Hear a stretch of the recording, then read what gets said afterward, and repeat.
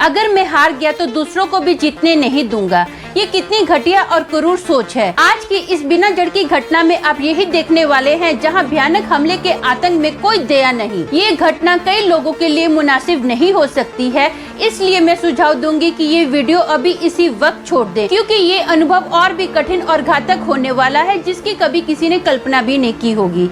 Hello दोस्तों, मेरा नाम अमन है। मैं आप सभी के मनपसंद यूट्यूब चैनल कहानी रंगमंच में आपका स्वागत करती हूँ। उम्मीद करती हूँ कि आप सभी अच्छे और स्वस्थ होंगे। इसी तरह की वीडियो देखने के लिए हमेशा मेरे साथ बने रहिए। तो चलिए शुरू करते हैं आज का भयानक किस्सा। दोस्तों, आज का जो किस्सा है वो जोगेश्वरी ईस्ट का किस्सा है। वहाँ पर ना रेलवे ट्रैक के पास एक झोपड़पट्टी है, जिसमें एक हस्बैंड वाइफ रहते हैं। हस्बैंड का नाम सुरेश है और वाइफ का नाम रत्ना है।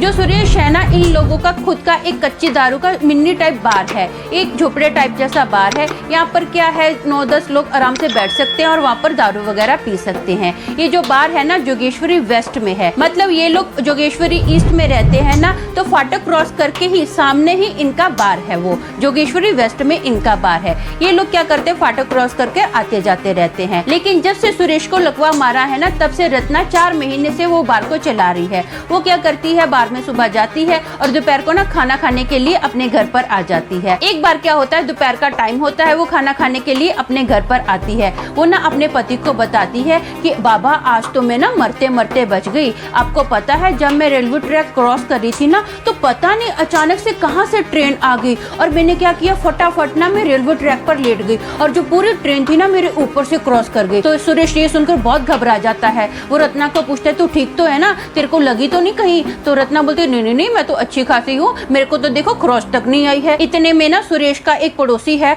वो हड़बड़ाते हुए ना बहुत घबराती हुई आवाज में बोलता है कि भैया, आपको पता है रत्ना भाभी का एक्सीडेंट हो गया ट्रेन से। तो सुरेश बोलता है, हाँ हाँ मुझे पता है, एक्सीडेंट हुआ नहीं है, एक्सीडेंट होते होते बच गया। रत्ना बहुत मुश्किल से बची, उसने मुझे बताया। तो उसका पड़ोसी बोलता है, भैया आप क्या बोल रहे हो, आपको पता भी है भाभी का कितना बुरे से एक्सीडेंट हो गया है? तो सुरेश बोलता है, क्या बात कर रहा है, एक्सीडेंट हो गया, एक्सीडेंट हो गया, रत्ना तो मेरे सामने बैठी है। जब वो ऐसा बोलता है ना, रत्ना मेरे सामने बैठी है, और सामने दिखता तो रत्ना उसके सामने होती ही नहीं है। वो अजीब सा है, उसको समझ में नहीं आता कि बोल क्या रहा है। तो उसका पड़ोसी बोलता है, भैया हमको जल्दी जल्दी जाना पड़ेगा। तो इनके जो पड़ोसी होते हैं ना, वो सुरेश को लेकर आते हैं रत्ना के पास। जब सुरेश रत्ना को देखता है ना, वो बहुत रोता है, बेचारा अंदर से बहुत टूट जाता है, फूट फूट के रोता है। अब रत्ना को मरे हुए ना 3-4 दिन हो गए हैं, लेकिन रत्ना ना सबको उस रेलवे ट्रैक पर दिखाई देती है, चाहे दिन का टाइम हो चाहे रात का टाइम हो। बहुत सारे लोगों ने ना रत्ना को देखा है। अब क्या होता है, बहुत सारे लोग जो है ना, वो लोगों का ये कहना है कि जो रत्ना है ना, वो हमको हिप्नोटाइज करती है। जब हम लोग रत्ना को देखते हैं ना, तो जब ट्रेन आने वाली होती है ना, तो वो इशारा करके हमें अपनी ओर बुलाती है और हम लोग रत्ना को देखकर रुक नहीं पाते हैं। हमारे जो कदम है ना, ऑटोमेटिक आगे आगे बढ़ते जा रहे हैं। बेसुदगी में वो बंदा जो है ना, उसी ट्रैक पर चलता है जहां पर से ट्रेन आने वाली होती है। ऐसा ना कई दूसरे लोगों के द्वारा बचाया गया है, जो लोग भी हिप्नोटाइज हो जाते हैं रत्ना के द्वारा। बहुत सारे लोगों की जान बचाई गई है।